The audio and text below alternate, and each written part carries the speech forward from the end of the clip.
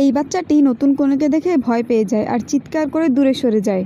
বাচ্চার চিৎকার শুনে সেখানে বর চলে আসে আর কনেকে বোঝাতে থাকে যেন সে মন খারাপ না করে।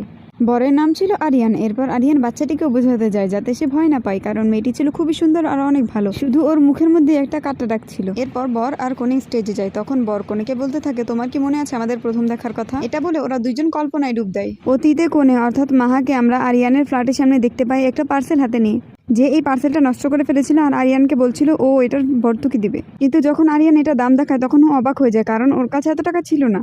তখন ও বলে ও টাকা দিতে পারবে না, কিন্তু আরিয়ানের সব কাজ করে দেবে। এরপর ও আরিয়ানের ঘর ঝাড়ু দিতে থাকে। তখন আরিয়ান বলে ভালো করে ঝাড়ু দিতে, কারণ ও ভুল করছিল। এরপর ও খাবার রান্না করে দেয়, কিন্তু খাবারের উপরে গেছিল।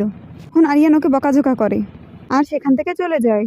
এর পরের সিনে আমরা ওদেরকে মার্কেটে দেখতে পাই, যেখানে আরিয়ান অনেক শপিং করেছিল আর সব শপিং ব্যাগ মাহার হাতে দিয়েছিল।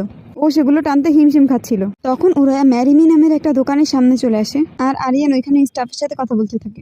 এরপর আরিয়ান মাহার সাথে এমন কিছু কথা বলে যার কারণে আমরা বুঝতে পারি যে আরিয়ান মাহাকেও পছন্দ করে।